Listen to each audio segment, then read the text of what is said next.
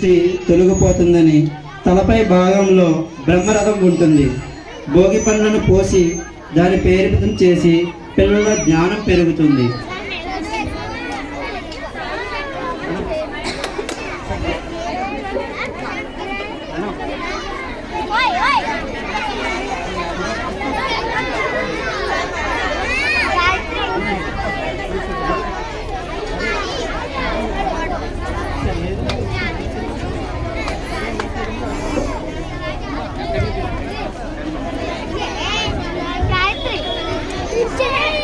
శ్రీనివాసరావు గారు పోడూరు.